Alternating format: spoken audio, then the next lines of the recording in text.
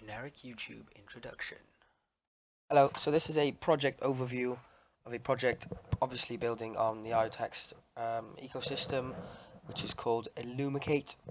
So Elumicate is a data capture network, which means, well, captures data, tries to sell it on, but it's a decentralized data capture network. So that gives us, the people, the opportunity to set things up, not just like Bitcoin miners like people were doing 10 years ago, but in this instance, cameras that monitor the traffic in your area, and then if people want traffic data, they can they can pay you for that then.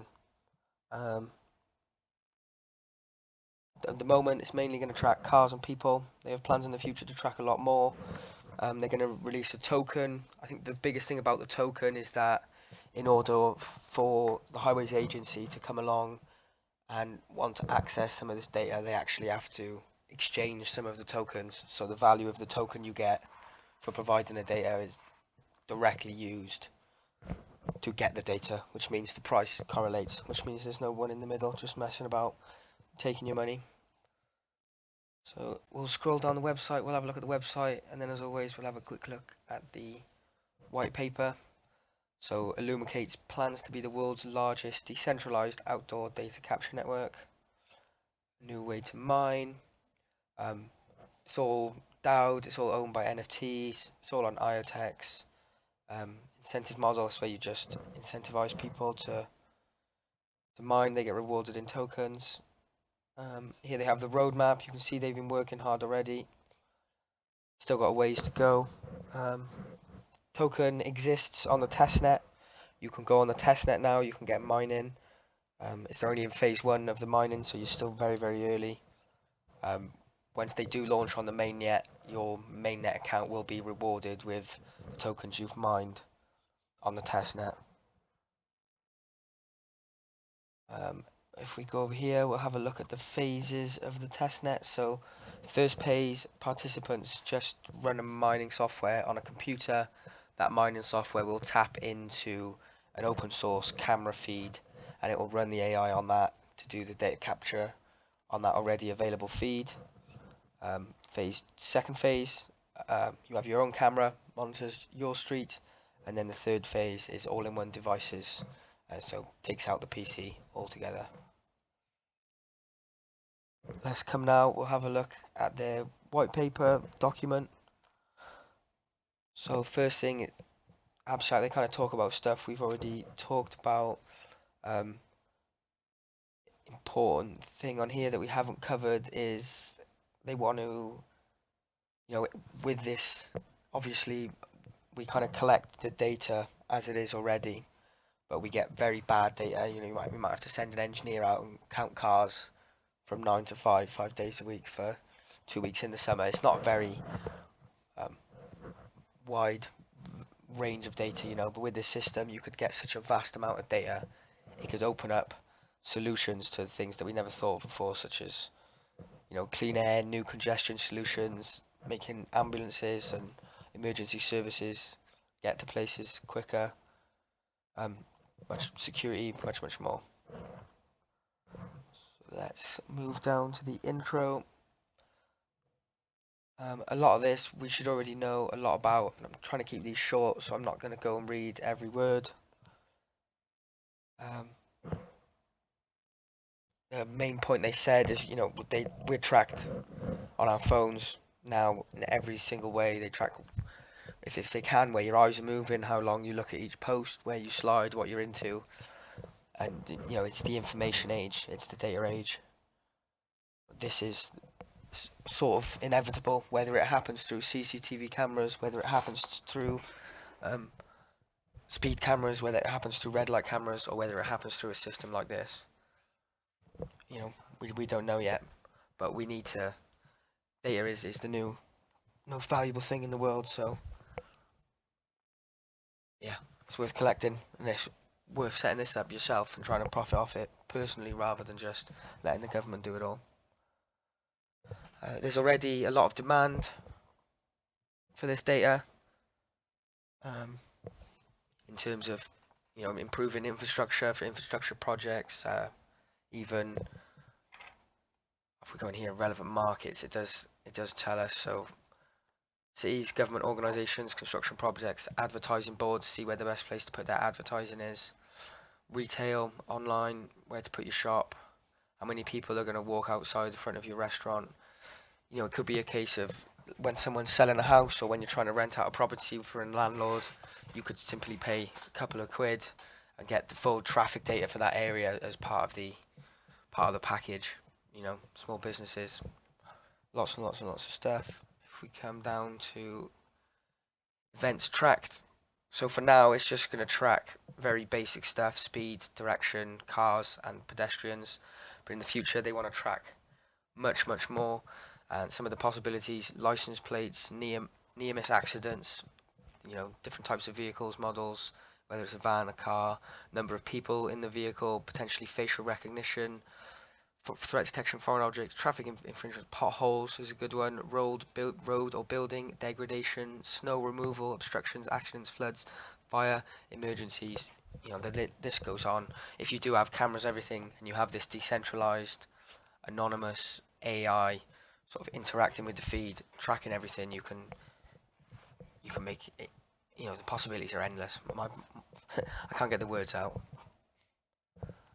Then other thing, technical features just seems to talk about IoTeX and the DAOs and how their cameras are going to work.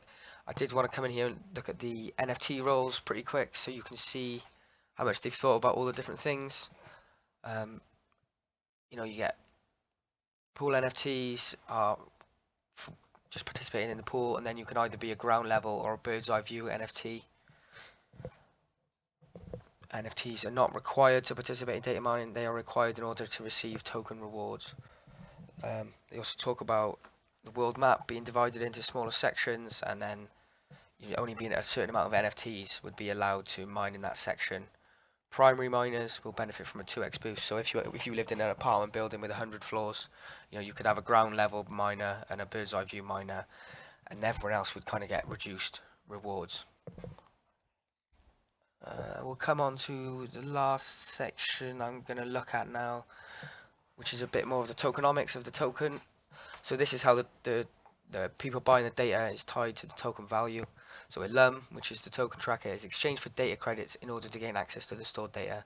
Data credits are tied to the USD at a 1-to-1 ratio, and then non-transferable can only be used in exchange for data. So somebody has to go buy Elum tokens, exchange those Elum tokens to data credits, and that just means that they haven't got to sit there in Elum for ages.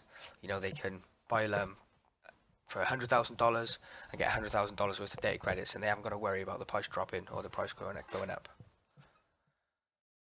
The initial supply and distribution, so 20 bill, 4-year halving schedule. One thing we look on the token use is after these tokens have been exchanged, they go back into they call it a temporary holding pool, but it's essentially this 70% here mining pool. So all the tokens will slowly get distributed to the people mining, and then once all these are out, it will be that pool from before. Oops. What do they call it? The temporary holding pool will be what gives you all of the mining rewards. They also talk about the halving, and they also talk about how there's a vesting system for the tokens that are reserved for the team. You can come through here and have a look at this. They talk a lot about how they're gonna split up the tokens. They call the weight ratings. If people, you know, if a camera's not put in a very good place, you know, you get sort of deducted tokens. If there's lots of people in that building, you get deducted tokens.